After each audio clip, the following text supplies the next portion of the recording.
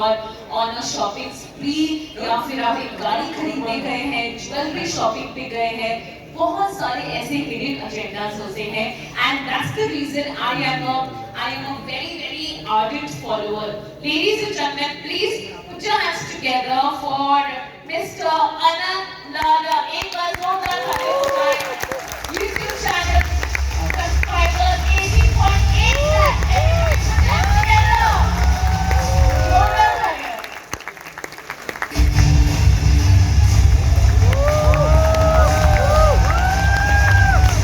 Everybody make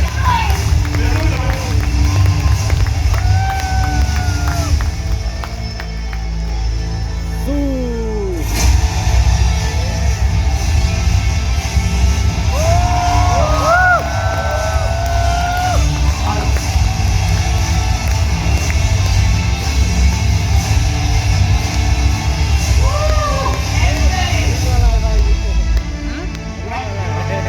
thank you Rishabh भैया। Love you. कैसे हैं आप सभी? बहुत रातों की मेहनत के बाद एक रात आती है जिसमें लोग बोलते हैं कि ये तो रात रात अमीर बन गया। आप लोगों को मैंने कल रात में 3, साढ़े 3, 4 बजे से बाहर वेट करते हुए देखा था कि आप कुछ सीखना चाहते हैं, कुछ नया पाना चाहते हैं। भाई वो एंट्री देख के मैंने रात में 3 बजे बैठ के अपनी जो मैं प्रेजेंटेशन देने वाला था पूरी चेंज कर दी। रात में कौन कौन था यहाँ पे प्लीज यार? अच्छा सभी थे रात में। ओ माय गॉड, हम लोग रात में सच बताया जाए तो मुकुल सर हमें ले गए थे कहीं पे डिनर कराने, वो तो हमें रिलैक्स करवा रहे थे, पर जब हम आए रात में भूख लगी थी तो खाने के नीचे उतरे तो ऐसी लाइन देखी कि मैंने कहा यार यहाँ पे अब अगर कुछ ऐसा कंटेंट नहीं दिया जो कहीं पे भी कभी भी अवेलेबल नहीं था, ना ही कभी अवेलेबल होगा। मुकुल सर से मैं कमिटमेंट चाहूंगा है आगे तो एक कमिटमेंट मुझे दे दीजिएगा, ये वीडियो कहीं पे भी YouTube पे नहीं जाएगा सर। बिकॉज जिन लोगों ने इतनी मेहनत करी ना सर, उनको वैल्यू एडिशन होना चाहिए और सिर्फ उन्हीं को होना चाहिए। डिस्कशन में जाने से पहले 3 पॉइंट्स को डिस्कस करते हैं, छोटे छोटे पॉइंट्स हैं जो रिसेंटली मैंने खुद की लाइफ में महसूस करे तो सोचा आपके साथ डिस्कस करता हूं। पहला पॉइंट, हम लोग ना ब्रांड्स को लेके बहुत कॉन्शियस होते हैं। रिसेंटली हम लोग दुबई में भी थे, काफी सारे क्रिएटर थे, वहां पे मैंने देखा कि काफी लोग ब्रांड्स को लेके बहुत कॉन्शियस है। इसी के चलते हमारे बीच में एक क्रिएटर है जो अभी आज यहाँ पे अवेलेबल नहीं है, प्रांजल कामरा उनका नाम है। मेरा बहुत प्यारा दोस्त है, मेरा one of the very close friend in this community है, पर मैं उसकी हमेशा मजे लेता हूँ कि भाई तो हमेशा एक तो टी शर्ट पहनता है, एक जीन्स पहन लेता है और वो भी स्लीपर पहन के हर जगह रहता है। पर मैं आज इस मन से उसको रिस्पेक्ट देता हूँ कि भाई इस करने के ये काम जो तुम कर रहे हो आसान नहीं है।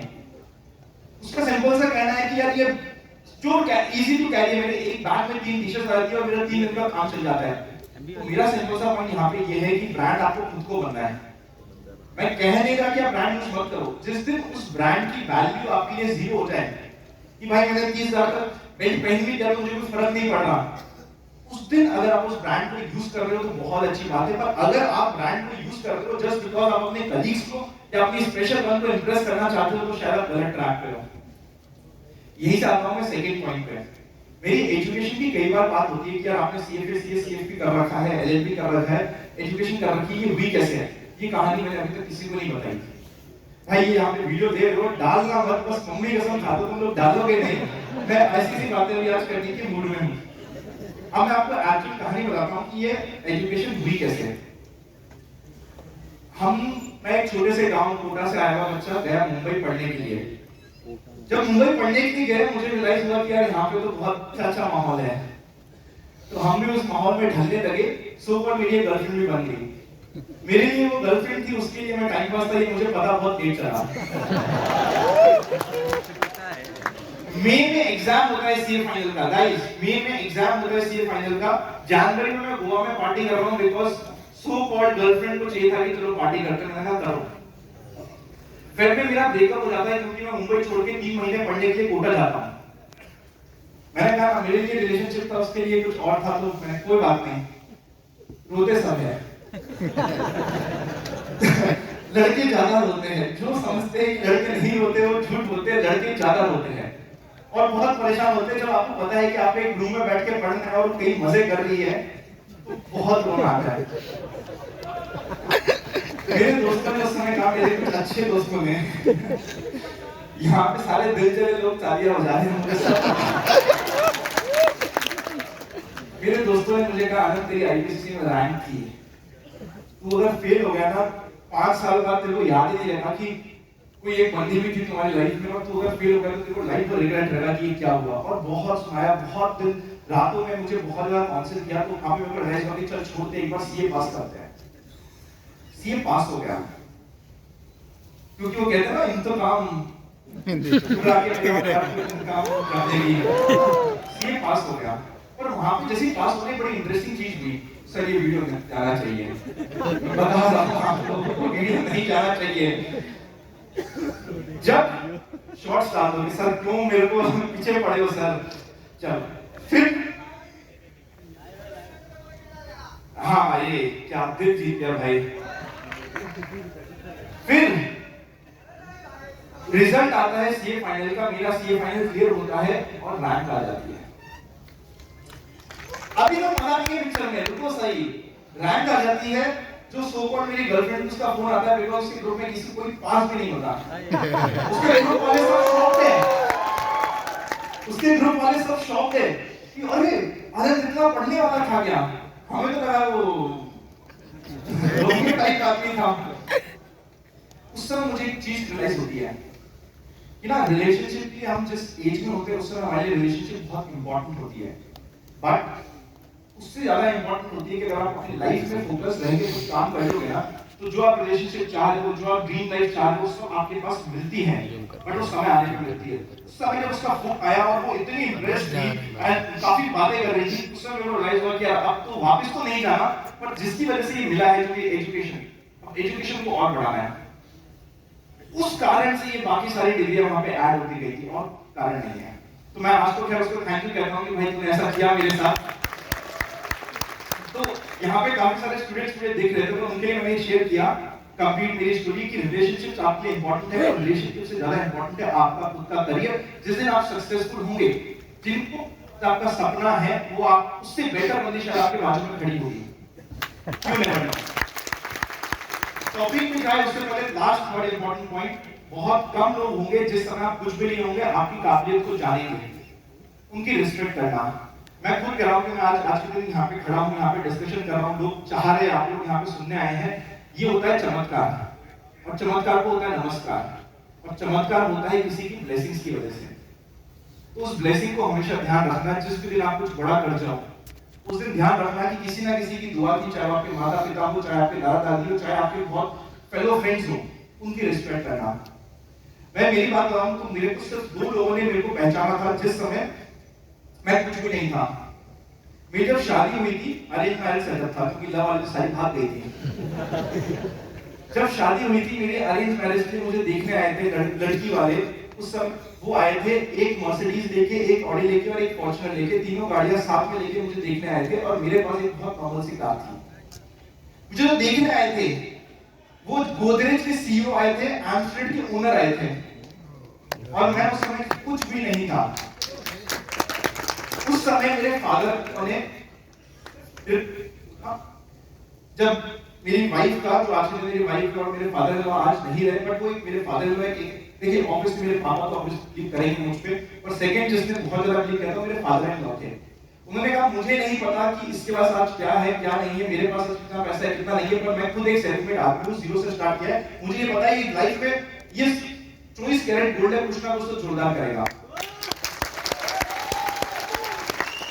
लास्ट ईयर मेरे फादर इन लॉ नहीं रहे कैंसर से, तो वो मेरे लिए बहुत इमोशनल और थोड़ी गम की बात है, बट वो एक ऐसे आदमी थे जिन्होंने मुझ पर पहला बिलीव किया था। और मेरी वाइफ ने भी कहा कि मैंने मेरे पापा को स्ट्रगल करते हुए देखा है, पैसा तो आता जाता रहेगा, अगर आदमी अच्छा है तो हम कर लेंगे। तो ये जो बात है ना, ये सेकंड पॉइंट से रिलेट होती है। जिस समय अभी आप हैं, स्पेशली अगर आप यंग हैं, आप करियर में हैं, तो हमेशा फोकस कीजिए अपनी खुद की, अपने खुद को बनाने में, खुद की इतना काबिल बना दो खुद को कि दुनिया भी बोले कि भाई मजा आ गया। अब हम चलते हैं सीधा का सीधा पॉइंट्स के ऊपर डिस्कशन करेंगे। एक ऐसा सेशन है जिसको मैं आज चाहूंगा इस सेशन को रिकॉर्ड करके 2, 2,500, 3,000, 5,000 सिर्फ आधी घंटे के सेशन के भी आराम से मांग सकता हूं और देंगे, क्योंकि कुछ ऐसी चीज आपके साथ डिस्कस कर रहा हूं। बहुत मजा आने वाला है आपको। तो बने रहिएगा मेरे साथ, मैं थोड़ा सा जल्दी ले जाता हूँ चीजों में। सर पीपीटी प्लीज चालू कर दीजिए। थोड़ा सा टाइम का कांस्टेंट है, हम थोड़ा सा जल्दी चलेंगे पर सारे इंपॉर्टेंट पॉइंट्स को डिस्कस करेंगे। आप मुझे एक चीज बताइए, क्या स्टॉक मार्केट में जो हमारी इंडिकेटर्स होते हैं आरएसआई वारएसआई ये सब काम करता है नहीं करता है? अच्छा होता है नहीं होता है? प्राइस वॉल्यूम एक्शन अच्छा होता है? चलो सबसे पहले हम शाउट आउट देंगे जो मानता है कि आरएसआई मनी फ्लो इंडेक्स ये सब अच्छे होते हैं, वो चिल्लाएंगे 3 2 1 यस। अब वो बोलेंगे जिनको प्राइस एक्शन पसंद है 3 2 1 यस। अब मैं आपके मिसकंसेप्शन को चेंज करता हूं। हमें क्या होता है, हमें समझाया गया प्राइस वॉल्यूम एक्शन बहुत अच्छा है, क्योंकि मैं खुद भी बोलता हूं कि मैं प्राइस वॉल्यूम एक्शन को फॉलो करता हूं, वो भगवान है मेरे लिए। इंडिकेटर्स तो पुजारी है। जब भगवान सामने खड़े तो मैं पुजारी के पास जाके पूजा क्यों लूंगा, भगवान से मिलूंगा। पर अगर मैं ये बोल दूं कि इंडिकेटर्स वेस्ट ऑफ टाइम है, गलत बात। स्टॉक मार्केट में सब कुछ काम करता है, आपको सिर्फ पता चाहिए कि काम करना कैसे है या करवाना कैसे है। मैं आज आपको यूजुअली मैंने मेरे चैनल पे कभी भी, आप में से जो भी फॉलो करता है आपको पता होगा, जो भी कनेक्टेड है हमारी फैमिली का पार्ट है पता होगा, मैं कभी भी इंडिकेटर्स की बात नहीं करता क्योंकि मुझे बहुत कम पसंद है। पर आज कुछ अलग कर इंडिकेटर के साथ आपको एक ऐसा फिल्टर, एक ऐसी स्ट्रैटेजी दूंगा जो इंडिकेटर्स भी काम करती है। और ऐसा नहीं है कि मैं पास्ट की बात कर रहा हूं, ये सारे वो है, अगर आप मेरे चैनल से किसी भी तरीके से जुड़े हुए हैं, ये सारी पॉइंट्स आप जानते होंगे, सारी चीजों को आपने डिस्कस किया हुआ है और आप अच्छे से पहचानेंगे। डिस्क्लेमर है, सिर्फ एजुकेशन पर्पस के लिए है, कोई भी इन्वेस्टमेंट एडवाइस नहीं है। कोई भी काम करने से पहले अपने फाइनेंशियल एडवाइजर को कंसल्ट करना मत भूलिएगा।